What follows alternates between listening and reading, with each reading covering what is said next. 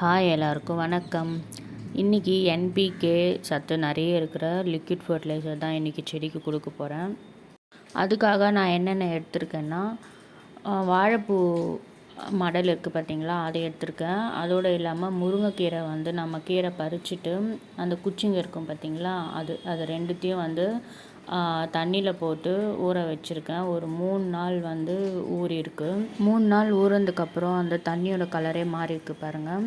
இப்போ அந்த வாழைப்பூ மடலும் அந்த குச்சியும் தனியாக எடுத்துடலாம். எடுத்துட்டு அதை நான் கம்போஸ்ட் பின்னில் போட்டுடுறேன். இதுதான் என் செடிங்களுக்கான கம்போஸ்ட் பின். இது வேறு ஒன்றும் இல்லை, பழைய வாட்டர் ப்யூரிஃபையரை தான் நான் கம்போஸ்ட் பின்னாக யூஸ் பண்ணிகிட்ருக்கேன். இப்போது அந்த தண்ணியை ஒரு 5 மடங்கு சாதா தண்ணியோட கலந்து செடிங்களுக்கு கொடுத்துடலாம். இந்த தண்ணியில் என்னென்ன சத்து இருக்குன்ட்டு பார்க்கலாம் வாங்க. அந்த முருங்கைக்கீரை குச்சியில் நிறைய நைட்ரஜன் சத்து இருக்கிறதால செடிகள் நல்லா பசுமையாக வளர்கிறதுக்கு உதவுது. இந்த தண்ணியை நீங்கள் இன்டோர் பிளான்ட்ஸ்க்கு யூஸ் பண்ணிகிட்டே வந்தீங்கன்னா செடிகள் நல்லா ஷைனிங்காக நல்லா க்ரீனிஷாக வளரும். அந்த வாழைப்பூ மடலில் பொட்டாசியமும் பாஸ்பரஸ் சத்தும் நிறைய இருக்கிறதுனால பூக்களோட எண்ணிக்கை அதிகமாக பூக்கும்.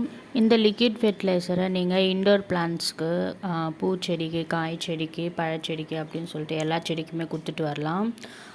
இந்த மணி பிளான்ட்டு, வெத்தலை செடி, இந்த ஸ்பைடர் பிளான்ட்டுக்கெலாம் நைட்ரஜன் சத்து அதிகமாக இருக்கிற மாதிரி நம்ம ஃபர்டிலைசர் கொடுத்துட்டே வந்தோன்னா அதோட இலைகள் நல்லா க்ரீனிஷாக வளரும்.